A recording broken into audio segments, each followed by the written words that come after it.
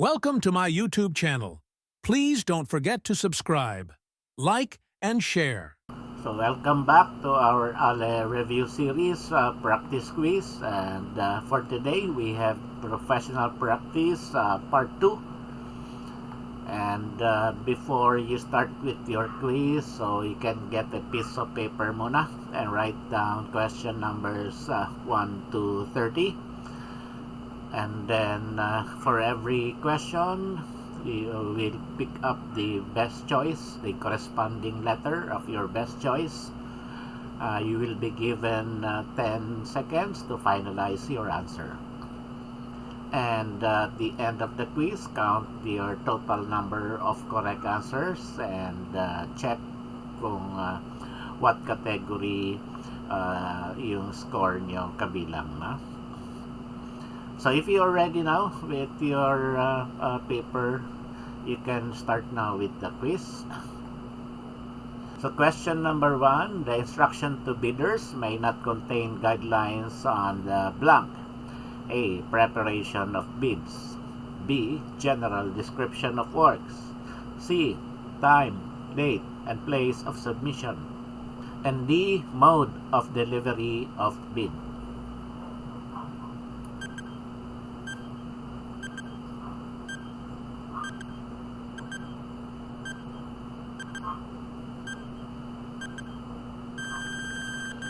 And our correct answer is letter B, General Description of Works. So according to UAP Document 301, instruction to bidders will be the list of instructions stipulating the manner on how bids are to be prepared and conditions for the award of the contract. So itong description of works ay walang kinalaman ito sa paano gagawin yung bids at paano yung magiging condition sa award sa winning bidder. So question number 2, an owner-contractor agreement may not contain the blank. A. Time completion. B. Scope of work. C. Waiver and release of liens. D. The contract amount.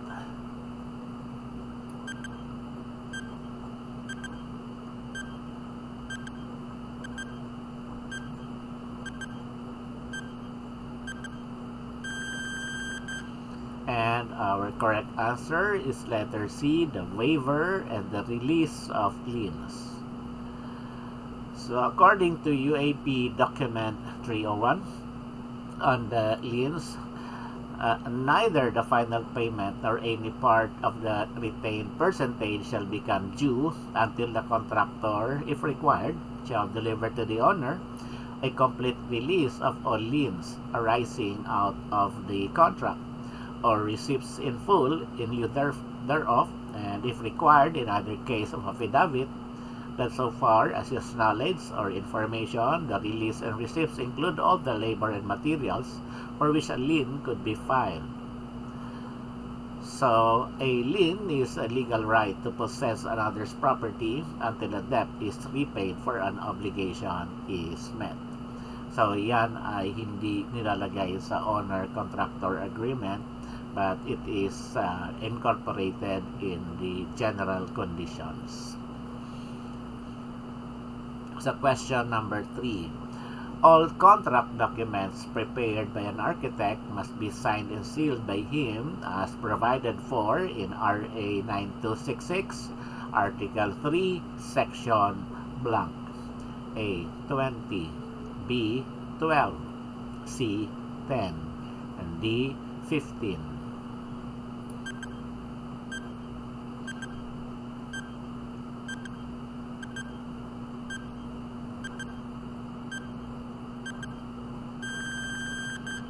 And our correct answer is Section 20.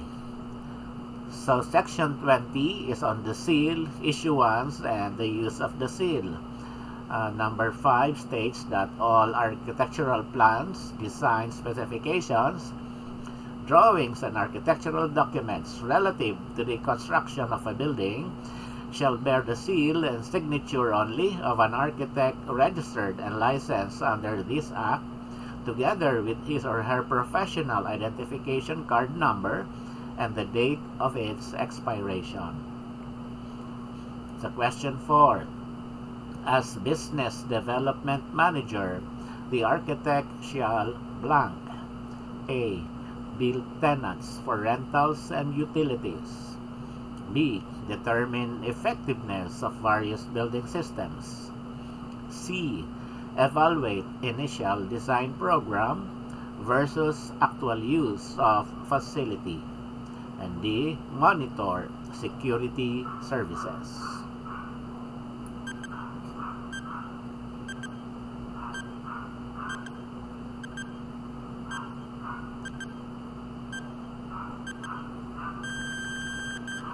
And our correct answer is letter A, build tenants for rentals and utilities. So according to SPP document post-construction services, when the architect is doing business development and management, included will be the innovation of schemes to attain maximum building occupancy and also build the tenants for rentals and utilities, that is electricity, water, telephone, cable, gas, and other related use. So question number 5, what is the method of compensation when there is a continuity of a relationship on a series of projects? A. Professional fee plus expenses. B. Lump sum or fixed fee. And C. Multiple direct personnel expense. And D. Percentage of construction cost.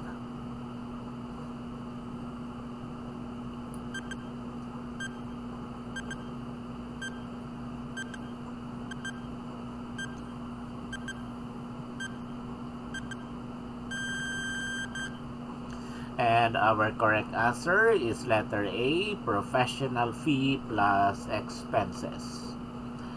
So the PF plus expenses is a method of compensation frequently used when there is continuing relationship on a series of projects.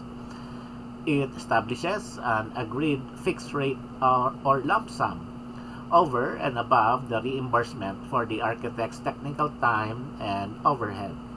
So an agreement on the general scope of the work is necessary in order to set an equitable fee. Question 6. Whose technical control shall a full-time construction inspector be when engaged by the owner? A. Contractor. B. Construction manager. C. Architect. And D. Owner.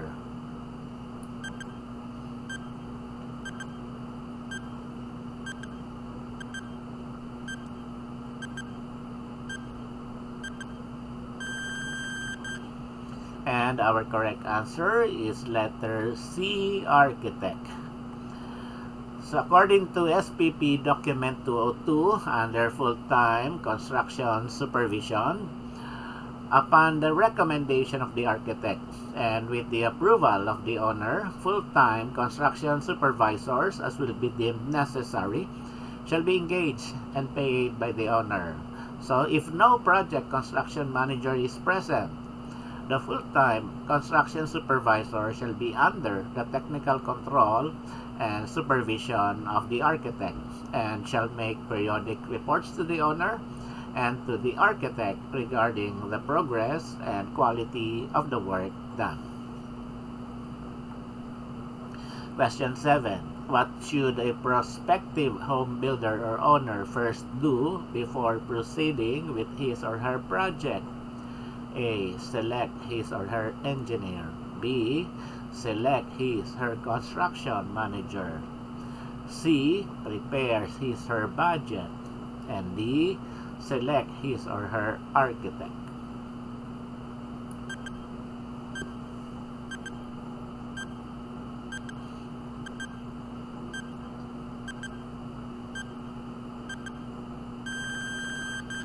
And our correct answer is letter C, prepares his or her budget. Kasi when we do our regular design services during the first phase of that particular service, we have the project identification phase, and one of the information na hinihingi natin sa ating kliyente is kung ano yung budget, no?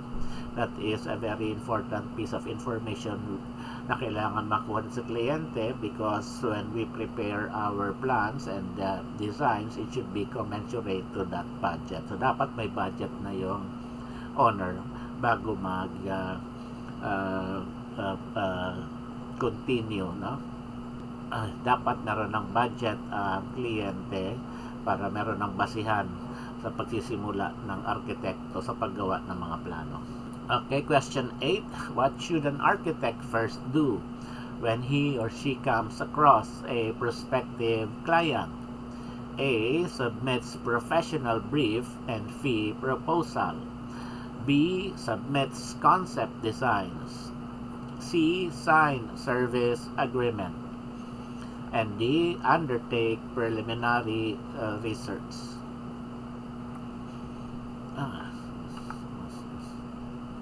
Ayan, anyway, ito.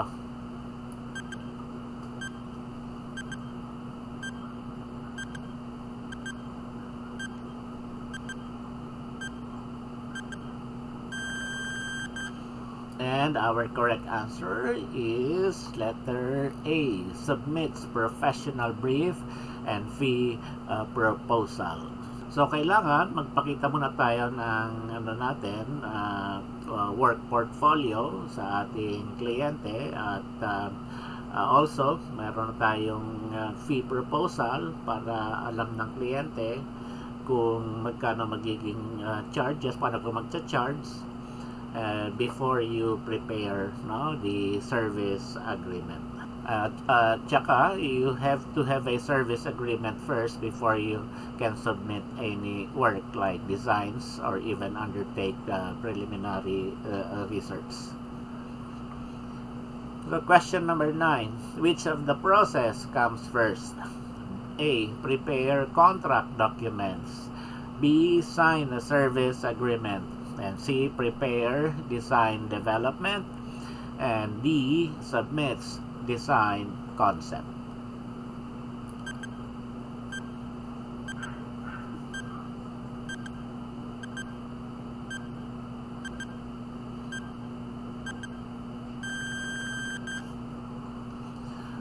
So our correct answer is letter B, sign a service agreement. So as mentioned kanina in the previous question, before tayo gagawa ng any work, no, any drawings or sketches, dapat meron na muna ng service agreement, because that is the requirement as per RA 9266.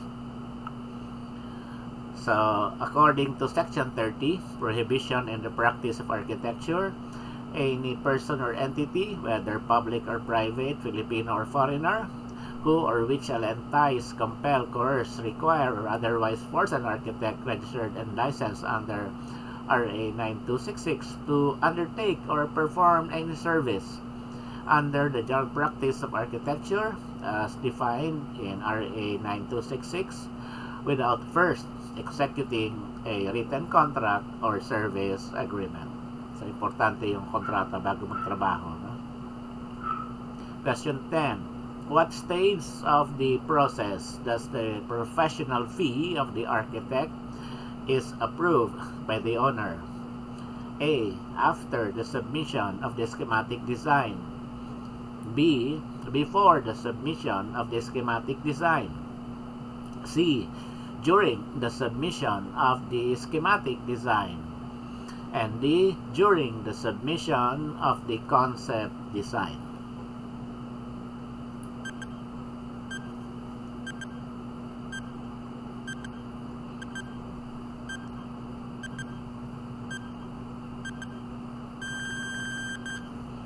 And our correct answer is letter B, before the submission of the schematic design. Bakit? Kasi dapat may kontrata na bago kagagawa ng schematic design. At yung kontrata na yan, nandun na yung professional fee. Dapat approved na ng kliyente kung magkano yung magiging professional fee mo. Kasi pipirmahan yung kontrata, and then sabi nga kanina sa RA 9266, kontrata muna o ka magsimula ng design mo, even the schematic design. So dapat before ka mag-submit ng schematic design, so may kontrata na at approved na ng kliyente yung PF mo. Okay, so under the project definition phase, this phase involves the definition of the requirements of the project by the owner. The architect in turn informs the owner of the technical requirements of the project and also the concomitant professional fee. So sa project definition phase pa lang, alam na dapat ng kliyente kung magkano ang magiging PF mo before pa sa schematic design phase. 11. What stage of the process does the probable cost of the project is submitted to the owner?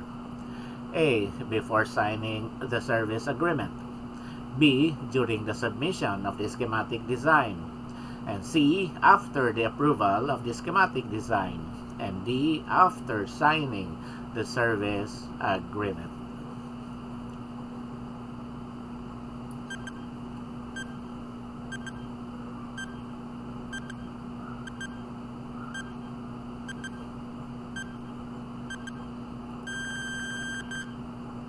So our correct answer is letter B, during the submission of the schematic design. So as per SPP document 202, the schematic design phase is the second phase. Nakalagay dito that the architect submits to the owner a statement of the probable project construction cost or SPPCC based on current cost parameter. Kasi nakalagay sa question is submitted to the owner. Kaya ito yung phase na sinusubmit, no? Sa owner yung probable project construction cost or cost estimate. Pero even before the schematic design phase, yung architect mayroon ng ginawang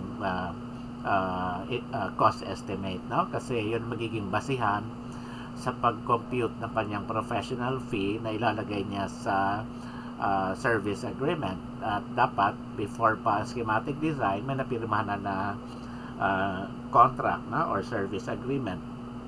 Pero doon sa project definition phase, yung first phase, no?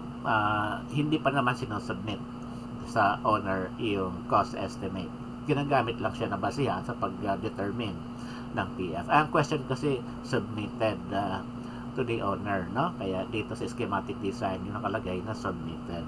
Dito kasi sa unang phase, the first phase na project definition phase, nakalagay lang ay preparation nga, no? Kasi you need that para sa sa pag-determine kung magkano ang magiging PF mo.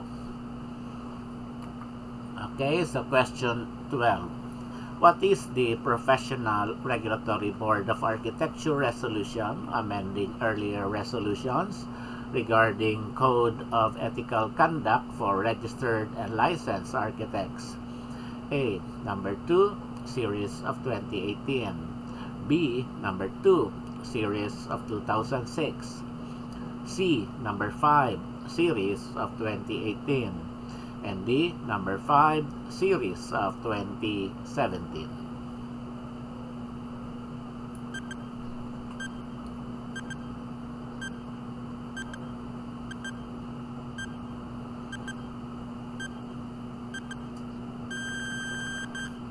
And our correct answer is letter C, number 5, Series of 2018.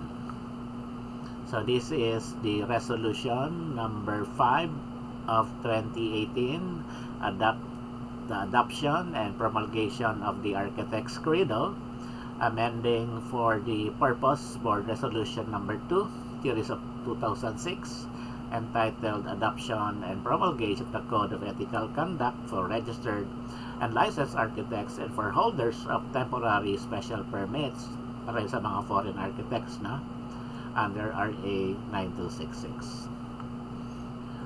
So question 13. The latest version of the Architect's Credo was endorsed by UAP through NBD Board Resolution number blank, Series of 2017-2018. A. 99. B, 5, C, 2, and D, 89.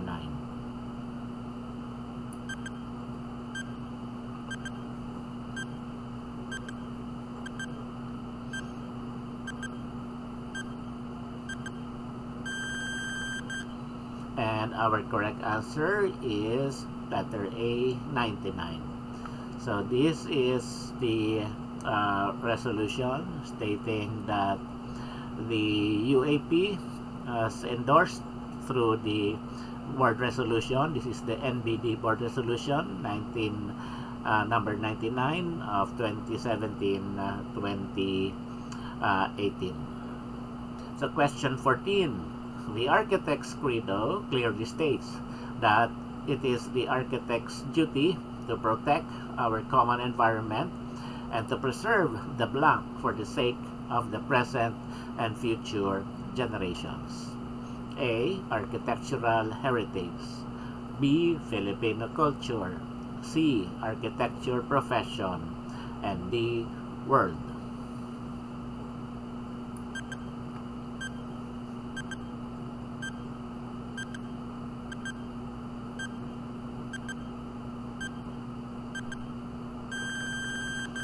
And our correct answer is letter A, architectural heritage. So according to the architect's credos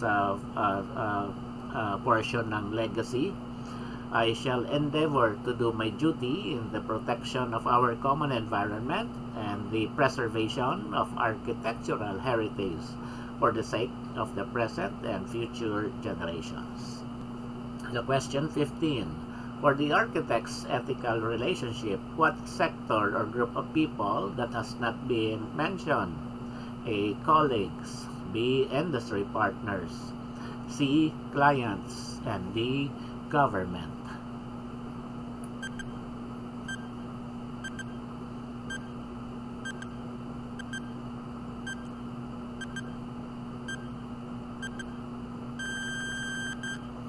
And our correct answer is letter D, government.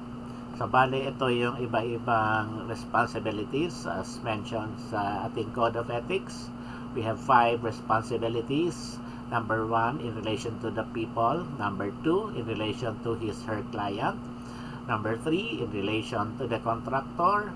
Number 4, in relation to the manufacturer, dealers, and agents. And lastly, in relation to his/her colleagues and subordinates. Question 16. The latest architect's credo took effect on blank. A. June 21, 2017. B. May 4, 2006. C. May 4, 2018. And D. June 21, 2018.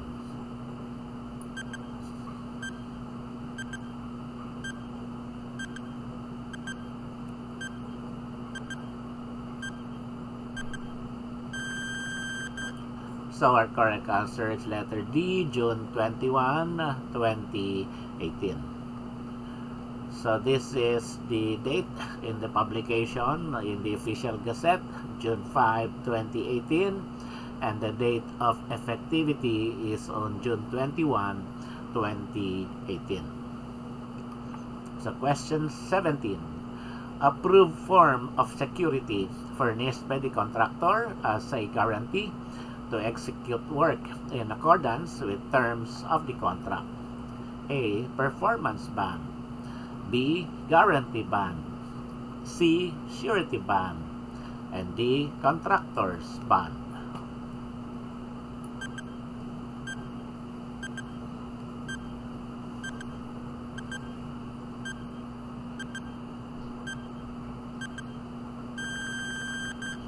And our correct answer is letter A, performance bond.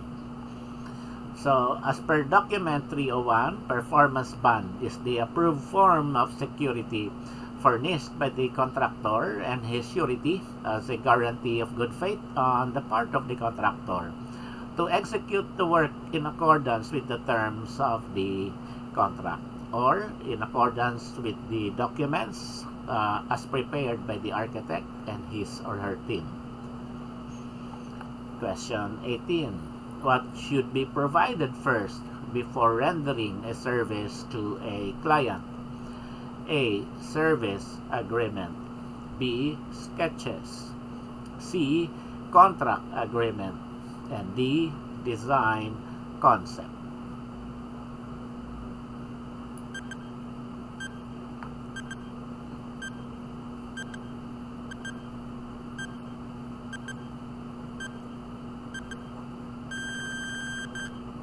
And our correct answer is letter A, service agreement. So that is a better answer than letter C, contract agreement. Because as per RA 9266, ang na-mention dyan is either contract or service agreement. Because as per RA 9266, before rendering a service nga dito, the client cannot force an architect to perform any service unless meron tinatawag na written contract or merong service agreement. So question 19. The amount retained by the owner shall be released how many months after the date of the final payment? So A. 2 months. B. 1 month. C. 3 months. D. 15 days.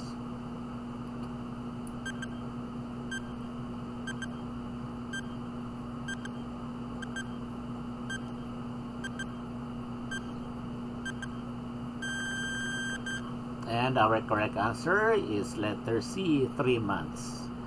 So the release of the retention or the amount retained by the owner under the provision of the contract shall be released within 3 months after the date of final payment. Question 20. How many months is the retention months where contractors should do defects after turnover of construction? A. 2 months. B. 1 month. C. 3 months. And D. 15 days.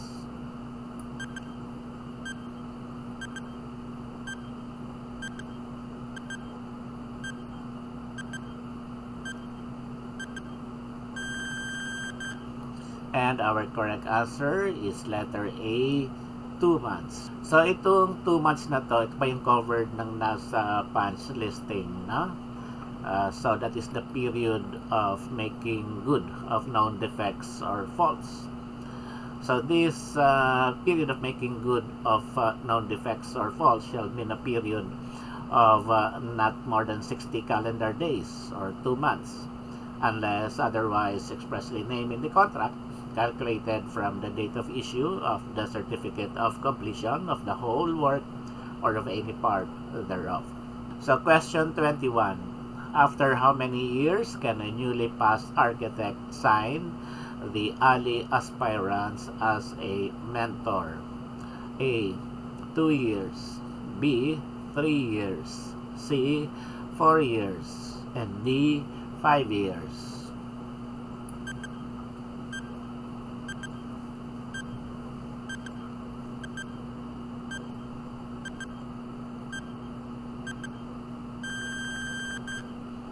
And our correct answer is letter A, 2 years. After 2 years. So a newly passed architect can already practice and start an office. In such case, he or she may need staff for assistance. Therefore, he/she can already sign for the logbook of his or her staff, but only covering the period when they are under the architect's employ. So, ibig sabihin, hindi naman niya pwedeng pirmahan ang lahat ng 2 years kung wala pa namang 2 years ang na-employ yung staff na yon na kukuha ng board exam, no? So if he or she is to certify for the whole 2 years apprenticeship on the staff, then the architect can only sign 2 years after becoming an RLA. So question 22. When was the Code of Ethical Conduct for registered and licensed architect as well as for holders of temporary special permit promulgated? A. 2004. B. 1978. C. 2006. And D. 2010.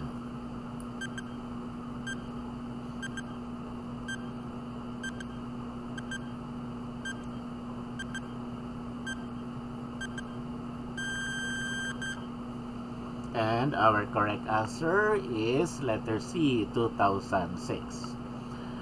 So, the Code of Ethics is actually more popularly referred to as the 2006 Code of Ethical Conduct. So, that is under Board Resolution number 2 of 2006. So, question 23.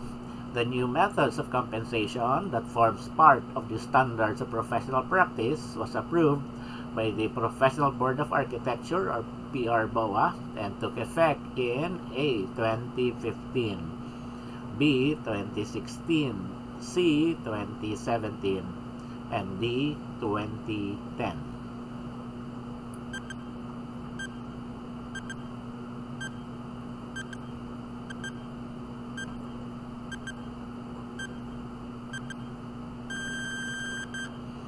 And our correct answer is letter B, 2016.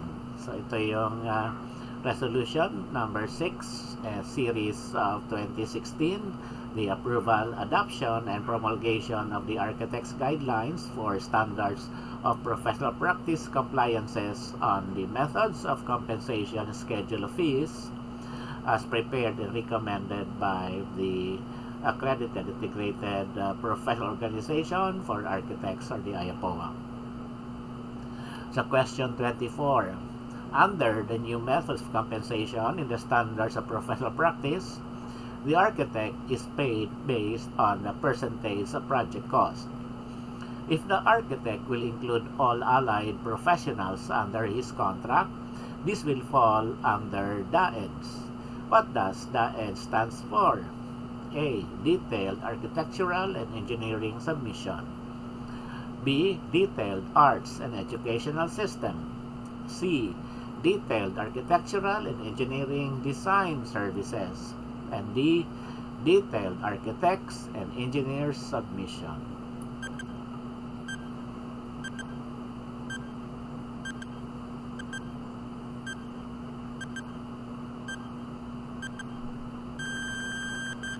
And our correct answer is letter C, Detailed Architectural and Engineering Design Services. So the Detailed Architectural Engineering Design Services or DAEDS is having a single contract between the architect and the owner, and also sub-consultancy contracts between the architect and the other professionals working with the architect. So yung allied professionals, ang kanilang contract is with the architect, no? So walang kontrata ang allied professionals doon sa kliyente. Kung hindi, magiging part siya ng team ng architect mismo, na yung architect ang merong kontrata with the owner. So ito tinatawag na full architectural and engineering services. So, question 25, as per the LGU code, the maximum a professional can pay his community tax certificate or cedula is how much? A. 5,000, B. 100 pesos, C. 20 pesos, and D. 1,000 pesos.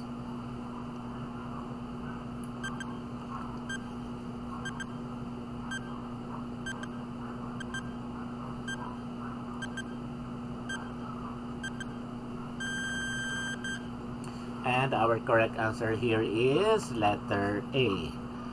So, as per tax payments, basic community tax is for individual is 5 pesos. And there is additional community tax for every 1,000 of income from business, profession, or real estate property. That is 1 peso, no, for every 1,000, but not exceeding 5,000 pesos, and the maximum community tax is 5,000. Question 26. Which among the choices should have the highest weight in relation to the architect's responsibility to the people? A. Respect and conserve the environment. B. Promote the interests of his/her professional organization. C. Do not deceive the public. And D. All of the above.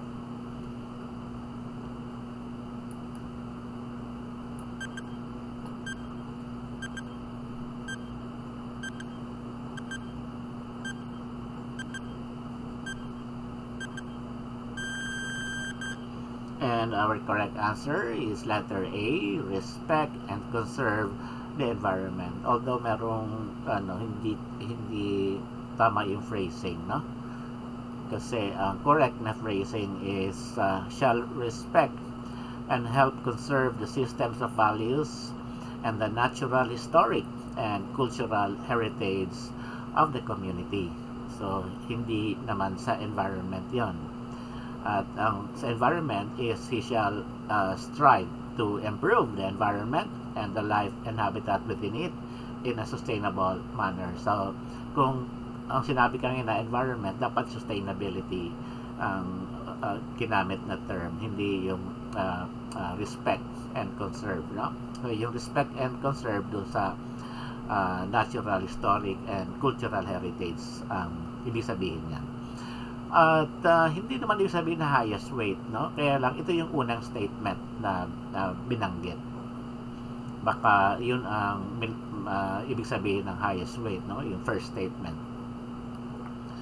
Okay, question 27 in relation to the architect's responsibility to the client, which among the choices should the architect not heed? A. Give the client an overview of the project. B. To give assurance of the cost of the project. C. Protect the client's interest.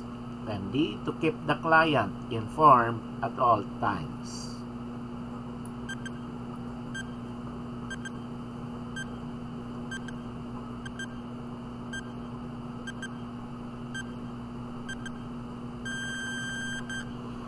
And our correct answer is letter B, to give assurance of the cost of the project. So, sabi kayo na, not heed, no? So, hindi tayo nagbibigay, no, ng assurance sa magiging cost ng project. Ang ano lang natin, we can do is to explain the conditional character of the estimate. So, conditional lang, ha? And in no case that you are to guarantee. So, hindi ka pwede mag-guarantee ng any estimates or cost of the work in order to secure a commission dahil hindi hawak ng arkitekto ang presyo ng mga materyales. Nagbabago over time yan, at saka hindi naman yung architect ang gumagawa ng construction. Kaya wala siyang control sa magiging cost. Kaya you are only to provide a reliable cost estimate as a reference for the budgeting, but you are not to guarantee it. Question 28. In preparation of the owner-architect agreement, the architect should always consider and include in the contract the following provisions except one. A. Negotiation. B. Mediation. C. Arbitration. And D. Out-of-court settlement.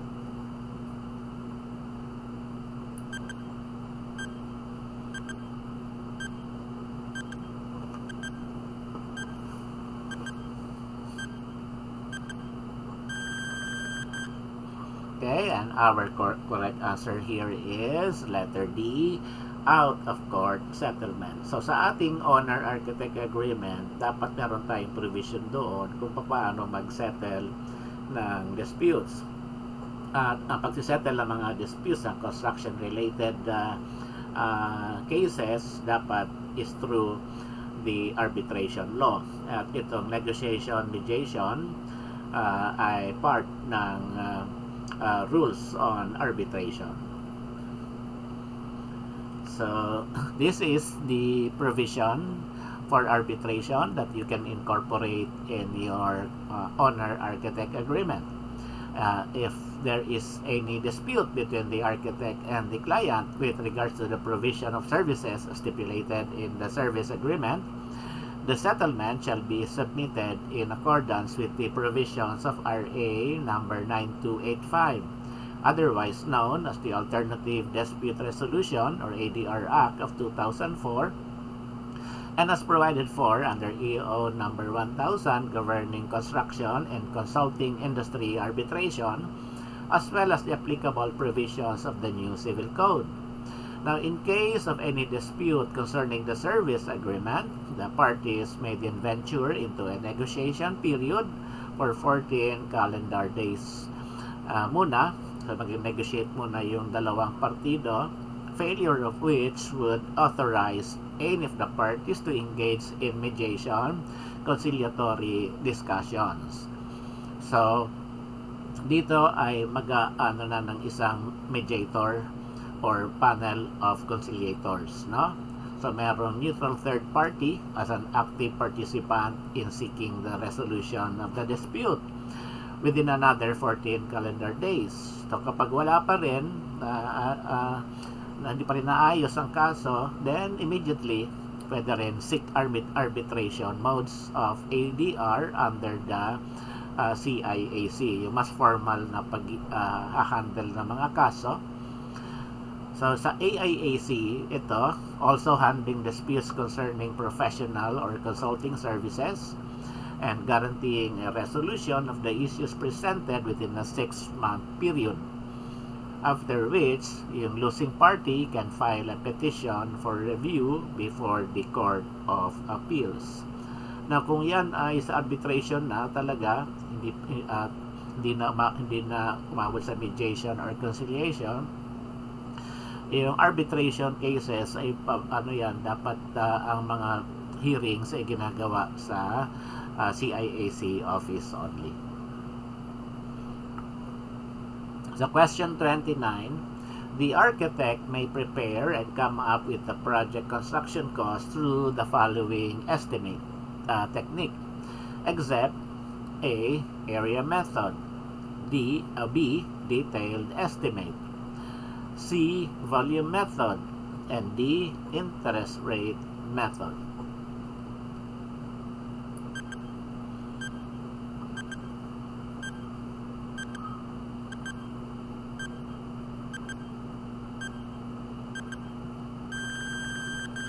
And our correct answer is letter D, interest rate method. So, ang interest rate method ay hindi naman hindi naman ginagamit sa construction. Pinaka-usual will be the area, volume, and the detailed estimates. And last question, what is the suitable estimate technique during the project definition and schematic design phase of the project? A, area method, B, detailed estimate, and C, volume method, and D, interest rate method.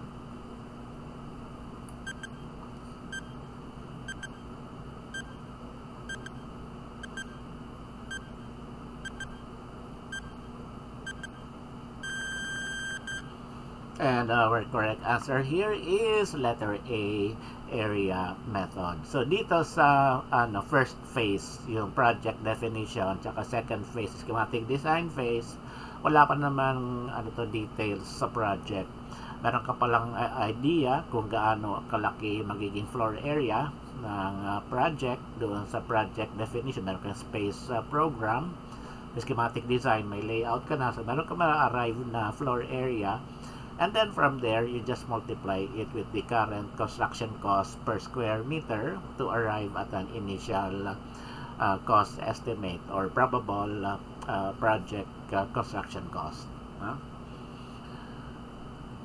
The detailed estimate is done during the contract document phase. And during that phase, pwede mong gamitin yung volume method sa ibang instances, sa ibang parts ng work like concrete works.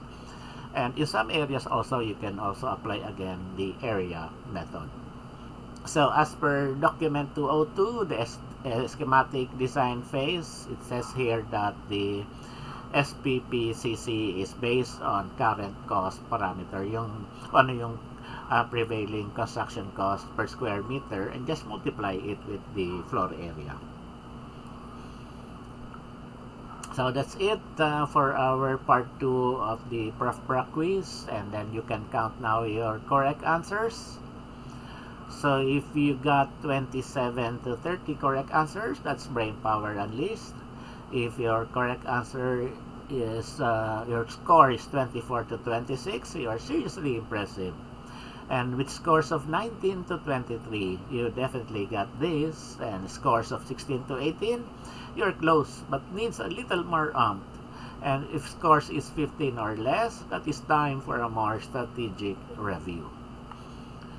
So if you're interested to study for a more comprehensive review for the ALE board exams, you can enroll at the Atlas Career Development Center or Atlas CDC Review Center. Just scan the QR code here and watch out for my succeeding videos. Thanks for watching. Don't forget to subscribe, like, and share.